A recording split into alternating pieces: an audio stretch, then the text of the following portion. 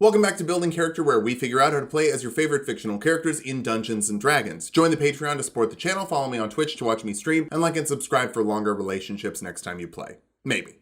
Today we're building Imhotep and Evelyn from The Mummy, maybe my favorite movie ever. I know everyone thinks movies were best when they were children, but come on, they just don't make them like this anymore. Look how pretty everyone is, even the guy whose skin keeps falling off is pretty.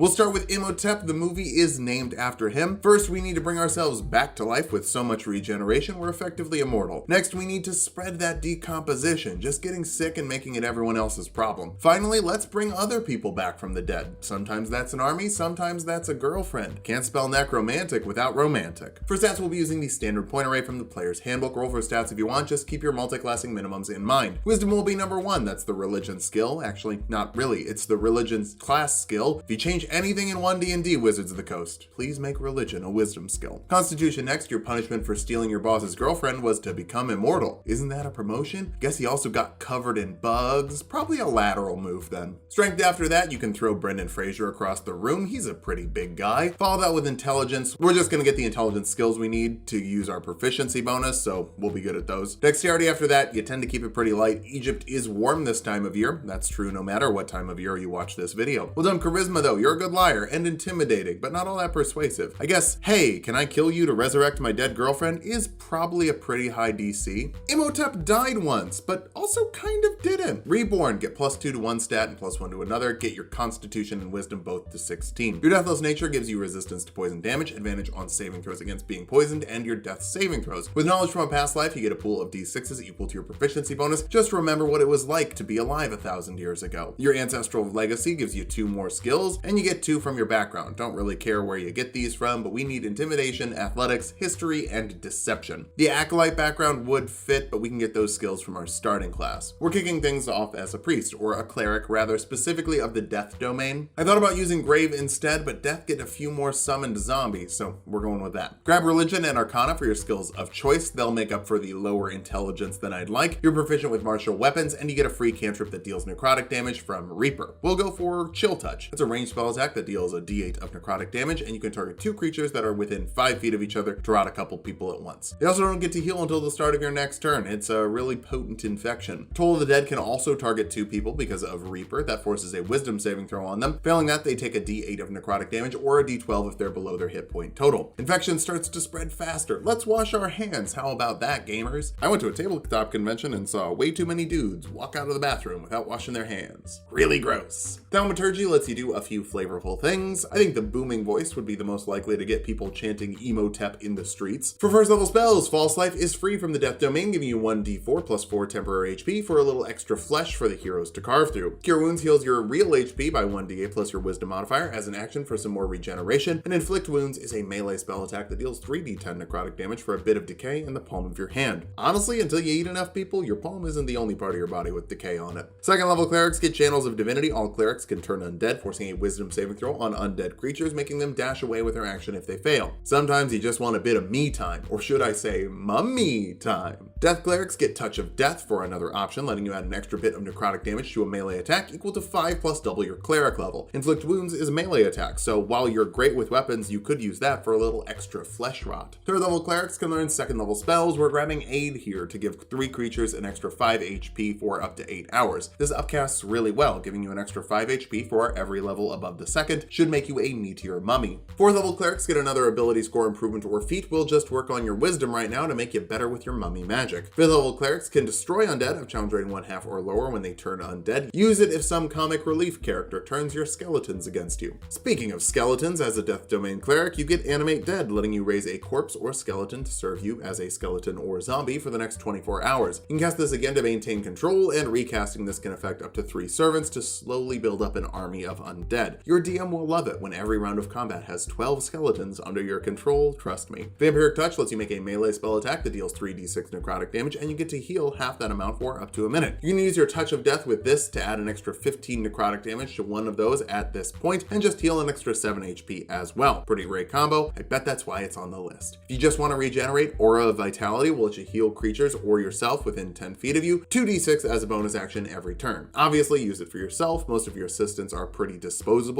Love in The Mummy too, when the Scorpion King grabs one of his dudes and the dude is like, "Save me, Imhotep," and Imhotep's like, "Why?" 10 out of 10, best villain. 6th level Death Domain Clerics get Inescapable Destruction, so your necrotic damage from your spells and your Channel Divinity can't be resisted. It's extra stinky. You also get a second use of Channel Divinity per short rest here. 7th level Clerics can learn 4th level spells. Death Ward is free from the Death Domain list, letting you ignore death the first time you should die in the next 8 hours, instead hitting 1 HP. Then you can use Vampiric Touch to get that good sucky for more HP. 8th level Clerics get another ability score improvement, letting you cap off your Wisdom modifier for maximum mummy fun. You also get Divine Strike, letting you add a d8 of necrotic damage to your weapon attacks. Technically, this means when you use an unarmed attack, it deals a d8 plus your strength modifier. Technically. 9th level Clerics can learn 5th level spells, and oh boy, we got some good ones here, gamers. Raise Dead lets you bring a creature back to life that's been dead for less than 10 days. It'll probably be sick when it comes back, with a -4 penalty to attack roll, saving throws, and ability checks, going up by 1 every time they take a long rest. You gotta rest up after you have a major sickness. Just because you feel better doesn't mean your body's done recovering. Insect Plagues will let you get some bugs, forcing a Constitution saving throw on creatures in a 20-foot radius sphere, dealing 4d10 piercing damage to those that fail every round for up to 10 minutes. It also lightly obscures the area and turns it into difficult terrain, which makes it kind of hard to get out of. 10th level Clerics get Divine Intervention, letting you ask your deity for a favor, rolling a d100. If you roll lower than your total level, you get what you want. Maybe it's your dead girlfriend alive again. Maybe it's an atrocious CGI monster version of Dwayne Johnson. Those are the only 2 options in my mind. 11th level Clerics can learn 6th level spells. Create Undead lets you turn a dead creature into a ghoul, which is stronger than a zombie that you would get with Animate Dead. Like Animate Dead, you can reassert control and do it over 3 creatures. Now you can get a few Mummy Generals. Heal heals a creature of 70 HP, so you can fix up any damage you take. Harm does the opposite to an enemy, dealing 14d6 necrotic damage to a creature that fails a Constitution saving throw. If they fail, their hit point max is also lowered by the amount of necrotic damage they took, but it can't drop them below 1 HP. So just like punch them if they hit 1 HP, easy fix.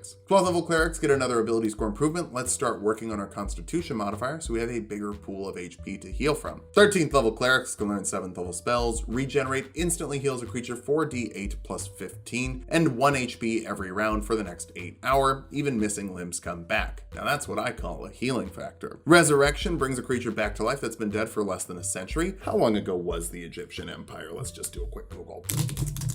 Oh, that was a long time. 14th level Clerics get an improved Divine Smite, now adding 2d8 necrotic damage to 1 melee attack per turn, so while we won't have an extra attack, if you want to fight with weapons, you'll still be pretty good at it. 15th level Clerics can learn 8th level spells. Control Weather lets you manipulate the weather for up to 8 hours, increasing winds, precipitation, and heat as you choose. Wind and heat in a desert equals a particularly brutal sandstorm. It's up to your DM whether or not that'll let you make your face come out of the sand, but if I'm your DM, that's a hell yeah, buddy. 16th level Clerics get another ability score improvement. Keep working on that Constitution modifier to be even more tanky. You're only going to be defeated by rituals. There has to be some DM shenanigans to kill you. Maybe because you asked if you could put your face in a sandstorm.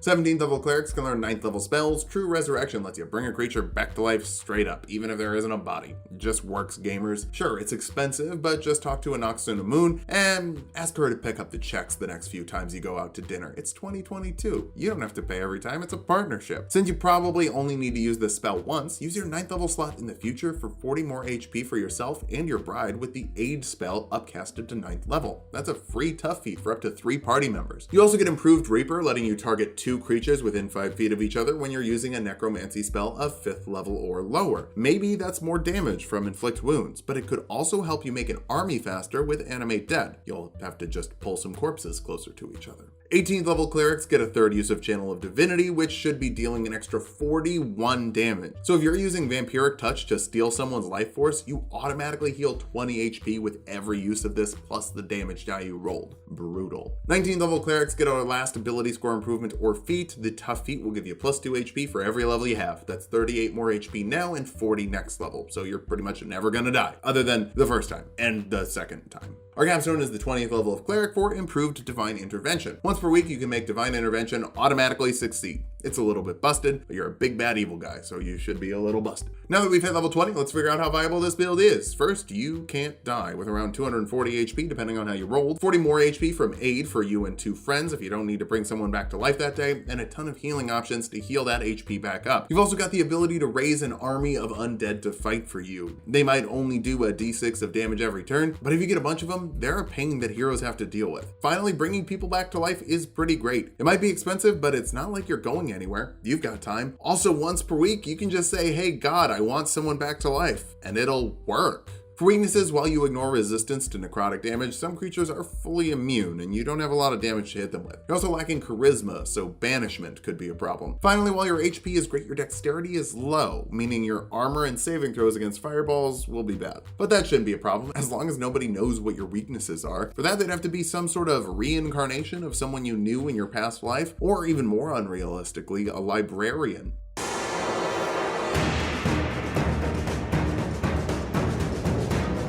Let's start off with our goals for this build. First, knowledge is power. That's an advantage you can't afford to misuse. Next, we need to fight with ancient techniques, maybe from a previous version of ourselves. Finally, let's study the enemy, really figure out what we're going to need to defeat that ancient evil. For stats, we'll be using the standard point array from the player's handbook. Roll for stats if you want, just keep your multi-classing minimums in mind. Intelligence will be number 1. You're a librarian, that's objectively the hottest job. I'm not objectifying Evelyn here. For those who don't know, it's Tulok the Barbrarian, a portmanteau of librarian and barbarian, and it has been the whole time. Education is so important. Dexterity next, you're a bit clumsy before the spirit of Nefertiri begins to flow through you, but after that you're pretty graceful. Wisdom after that, there's a few skills there that will help you scour through pyramids and avoid traps. Follow that with charisma, everyone loves you. This is really the most charismatic cast ever assembled. Constitution is a bit low, you're susceptible to stabbing and whatnot, very mortal of you. We'll jump strength though, let Rick handle the brute force, you have the finesse. Evelyn is a human, letting us grab a feat like linguist, giving you +1 intelligence, and you learn 3 languages and can write secret codes. Mostly doing this for the extra intelligence, but the languages can't hurt. Bump your intelligence and your dexterity with your 2 free points, take perception for your skill of choice, and build your own background for persuasion and investigation. We're gonna get a lot of skills through this build. It's time to make a keeper of knowledge. So let's start as a knowledge domain cleric, giving you arcana and history proficiency for free, as well as expertise in those skills, doubling your proficiency bonus. You can grab 2 more skills from the cleric list, like religion and insight. Hey, it's almost like we started as a rogue, but a rogue of knowledge, a libra rogue, if you will. Doesn't work as well as barbarian. Knowledge clerics get a few knowledge spells for free, like identify, letting you know what a magical item does and how many charges it has left. It's like a free pass on arcana checks. For first level spells, bless will give up to 3 creatures a d4 to add to their attack rolls or saving throws for up to a minute. Even your useless brother might be useful now. For cantrips, guidance and resistance, give a creature a d4 for ability checks or saving throws respectively. Guidance specifically is going to be really good for you. We will have all of the skills. Second level clerics can channel divinity in one of 2 ways. As a knowledge cleric, you get knowledge of the ages, letting you give yourself proficiency with a skill or tool for 10 minutes. It's a little flashback power. Turn Undead forces a wisdom saving throw on undead creatures. Failing that, they have to spend their turn running away from you. Your wisdom isn't actually all that great, and Imhotep's is as a cleric, so I'm pretty sure you can't just ask him to leave. It's not like you're a cat. Third level clerics can learn second level spells. Borrowed knowledge lets you give yourself proficiency with any skill for an hour. It's basically a better version of your channel of divinity. Hey, since it's not concentration, concentrate on enhanceability instead, giving a creature advantage on skill checks of a certain type. If you choose strength, their carrying capacity is also doubled. If you choose dexterity, they don't take falling damage from heights of 20 feet or less. And if you choose constitution, they get 2d6 temporary HP. Whatever you choose, it lasts for an hour. So in 12 seconds, you can not only give yourself any skill proficiency, but also advantage on that skill check for an hour. Amazing combo. Fourth level clerics get an ability score improvement, round up your dexterity and intelligence modifier. Those odd numbers aren't doing anything for you. We're gonna jump over to rogue now, letting us grab another skill from the rogue list, like acrobatics, letting you get more like your past self. Sneak attack lets you add a d6 of damage when you have advantage on a roll or an ally within 5 feet. Rick's probably in there bruising it up, so take advantage of that. It's a smart move. You also get 2 more expertise skills. Let's go for religion and investigation, helping you find things within the Dewey Decimal System. Second level rogues get cutting action, letting you dash, disengage, or hide as a bonus action. Sometimes when you're fighting level 20 death clerics, the best strategy is running away. Third level rogues can choose a roguish archetype. Phantom rogues get Whispers of the Dead, letting you pick a tool or skill proficiency every short rest to be proficient with. It's a third level of flexibility from your past self. I'll be honest, that's the only part of this I wanted. I don't really want Wails of the Grave. It's good though, it lets you deal half your sneak attack damage and necrotic damage to a creature within 30 feet of the first creature you sneak attack, an amount of times per long rest equal to your proficiency bonus. Not really an Evelyn thing, but the ghost advice definitely is. You also get steady aim, letting you give yourself advantage on an attack roll as long as you haven't moved that turn as a bonus action. That should help you get that 2d6 sneak attack off, even if it cuts down on the movement that makes swashbuckling fights so fun. Fourth level rogues get another ability score improvement, cap off your intelligence to really nail those skill checks. Fifth level rogues get uncanny dodge, letting you have incoming damage as a reaction as long as you can see the source. It's best not to die. Your boyfriend doesn't really have methods of bringing you back to life, unlike some other dudes in the series. Your sneak attack damage also bumps up to 3d6 here. Sixth level rogues get another set of expertise. This time I'm thinking persuasion and perception. Expertise in 6 skills is pretty amazing. Have fun with that. Seventh level rogues get evasion, letting you take half damage from failed dex saving throws and no damage from successful ones. Should help you raid those tombs unscathed. And 4d6 sneak attack damage should help you deal with any mummies you find inside. Eighth level rogues get another ability score improvement. Start working on that dexterity with a bit more commitment. If you're going to be adventuring regularly, you need something to fight good. How about some fighter levels then? First level fighters get a fighting style like 2-weapon fighting, letting you add your ability modifier to your offhand bonus action weapon attack so you can cut your enemies down to size with a knife thing. I don't know what the knives are called specifically. Second Wind lets you heal 1d10 plus your fighter level as a bonus action once per short rest, so if it seems like you were knocked out, you can just show up at the end anyway. Second level fighters get Action Surge, letting you make 2 actions in 1 turn once per short rest. Now you can attack twice in a turn. I guess you could already do that with the bonus action attack, so now it's 3. That's how many mummy movies you were in. Kind of. Third level fighters can choose a martial archetype. Battle Masters get 4 superiority die they can spend on 3 maneuvers. Precision attack lets you add your superiority die to your attack roll. Goading attack lets you force a wisdom saving throw on a creature you hit. Failing that, they have disadvantage on attacks against creatures that aren't you, helping you keep your child safe or someone even more useless like Jonathan. Parry lets you reduce the damage of incoming attacks by your dexterity modifier plus your superiority die to keep yourself safe. For your set of artisan's tools, obviously a librarian needs calligraphy. It's the only way to defeat the ultimate evil. Fourth level fighters get an ability score improvement, cap off your dexterity modifier to fight better than your former live stepmom who is going to cheat on your dad with a priest. Fifth level fighters get an extra attack, letting you make 2 attacks instead of 1 with your action, 4 with an action surge, and even a 5th with your bonus action offhand weapon attack. Only one of those can get your sneak attack, but you don't have to use it right away, so you could wait for a crit, librarian, and a fisher. 6th level fighters get another ability score improvement. We kind of have everything we need, so dual wielder will add 1 to your AC while you're wielding 2 weapons. It'll make you a bit more defensive. 7th level battle masters get to know their enemy, letting you get 2 pieces of information about a creature per minute of study. Their strength, dexterity, constitution, HP, AC, fighter levels, or total levels. Maybe that'll help you figure out how to kill the mummy. For your maneuvers this level, Riptos lets you attack a creature that misses you with a melee attack, and you can add your D8 superiority die to the damage. Distracting Strike lets you give the next creature attacking a creature you hit advantage on their roll, also adding your superiority die to the damage. Pretty sure Rick also had rogue levels. That maybe means a crit and for sure means sneak attack. Our capstone is the 8th level of fighter. For one last ability score improvement, I guess let's grab the tough feat to make you less squishy with 40 more HP. Could have boosted our constitution, but the spells you're using aren't really concentration heavy, so it's better to just have more HP. Now that we've hit level 20, let's figure out how viable this build is. First, you're a lore expert with plus 17 in 4 intelligence checks and expertise in persuasion and perception for a good measure. You're also dealing consistent damage with a 3-hit combo every turn and sneak attack and battle master maneuvers to boost up critical hits when you get them. Finally, you're pretty durable with around 150 HP and boosted AC from dual wielder. For weaknesses, you don't have any magical damage. That tends to be important for mummy killing. Your DM will probably give you magical weapons, but I don't know that. Your strength and constitution are also pretty low, so saving throws could be dangerous. Finally, the linguist feat isn't all that great. Could have grabbed a better one. But having extra room for extra feats means you're pretty solid. Whether you want to be the big bad evil guy or the one hunting them down, check these builds out and have some fun. Just watch out for a Scorpion King, or the hierarchy of power in the mummy universe could change. Thanks for watching. If you like the video, subscribe for more. We make new videos all the time. Follow me on Twitch to watch me stream, give me money on Patreon if you want, and sub to Tulok and Mango for more Tulok fun.